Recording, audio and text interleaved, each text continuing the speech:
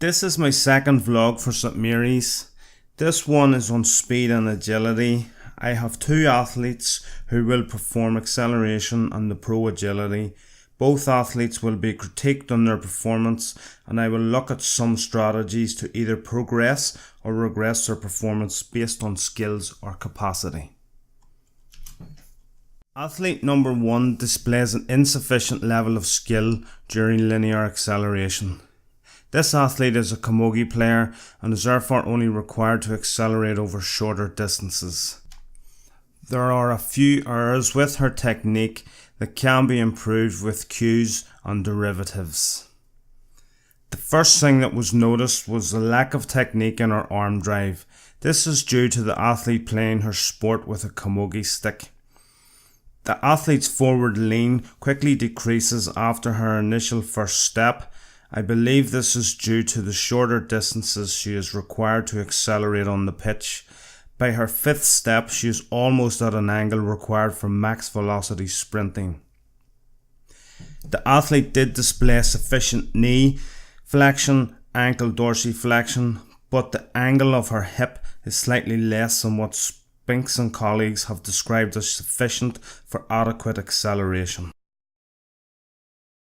To confirm this athlete does have any capacity limitations, I assessed her overhead squat, where she did display adequate hip, knee and ankle flexion with the ability to maintain a neutral spine.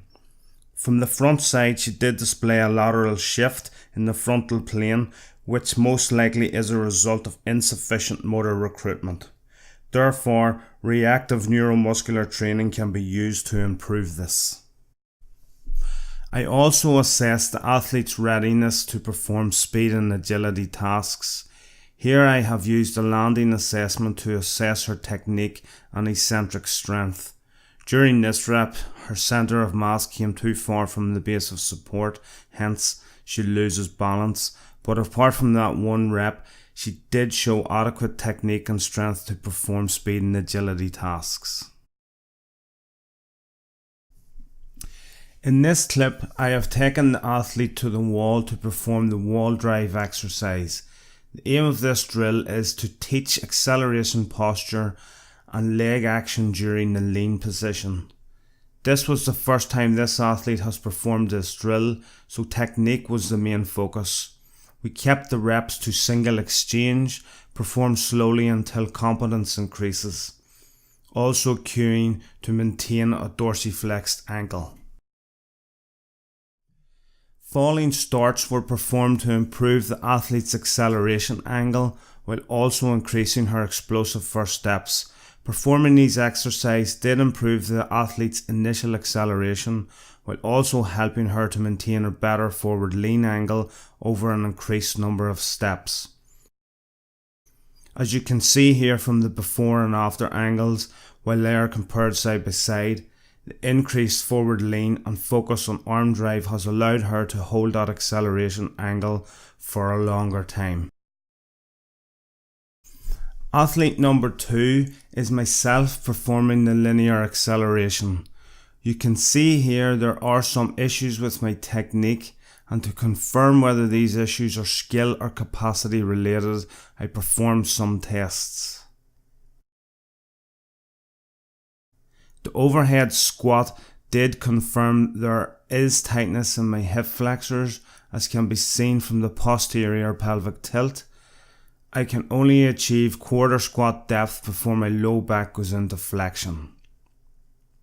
The back to wall test also confirmed limited range in shoulder flexion, possibly due to myofascial restrictions in several muscles, pectoralis major, teres major, subscapularis, latissimus dorsi.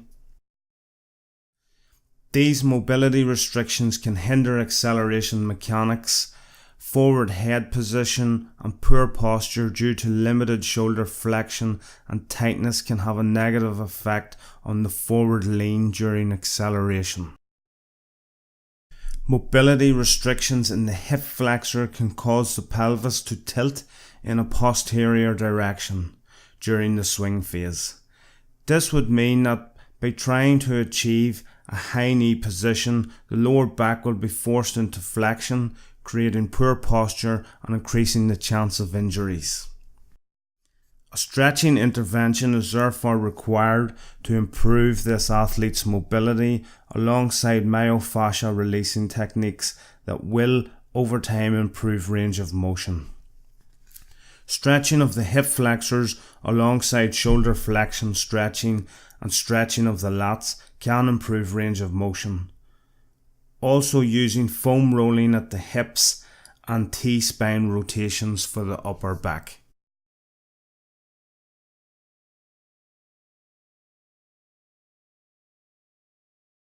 The second part of this vlog will look at the pro agility. This is the first time this athlete has performed this test. The only cue she was given was her setup position and which direction to run.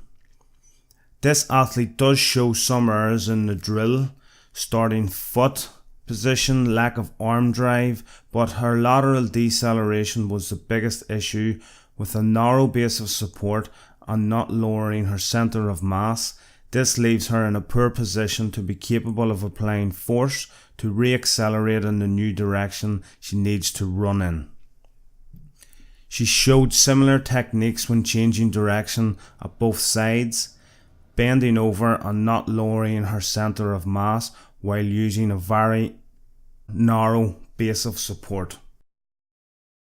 The athlete does get her hips turned in the direction she needs to accelerate in, which is a positive. We just need to break the components of the drill down separately to focus on technique. This will allow her to achieve the best position in which she can generate force to quickly re-accelerate in the new direction. The pro agility consists of a 90-degree turn into acceleration, a lateral deceleration with a 180-degree turn, another 180-degree turn into a last final acceleration. Therefore, each component of the pro agility can be trained separately. A 90-degree turn into acceleration. Linear deceleration is taught before lateral deceleration. This athlete did find this lateral deceleration drill somewhat awkward. Therefore, the drill needs to be broken down so she can perform it with intent. She was therefore asked to perform it slower, which did allow her to get into a better position. Athlete number 2 is myself performing the pro agility. The capacity issues that were noted in the first part of this vlog will be the limiting factors to my performance. Tight hip flexors are causing the back to round as I lower my centre of mass during the first turn. Posture is also poor as I attempt to accelerate with a limited range of motion during the swing phase. The foot position is not ideal to apply force in the direction I intend to run. This is due to limited rotation at the hips. Although this side was slightly better in terms of body position for re-acceleration, the stiffness in the hips limits the angles I can achieve to perform optimally. Athlete 1 did present some skill issues during both tasks that she was asked to perform. There was an improvement during acceleration after cueing her to use her arms more and use the falling start. You can see here from before and after the improvement in angles, her posture and even the distance she achieves. The same athlete does need to spend more time performing the separate components of change of direction drills to enhance this skill.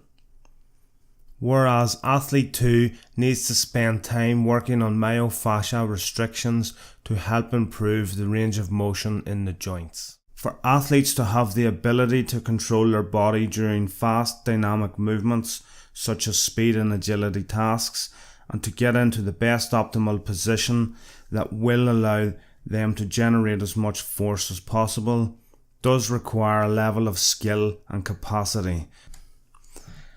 Having the capacity that will allow the joints to move through their full range of motion alongside proper motor control and technique can help to improve performance.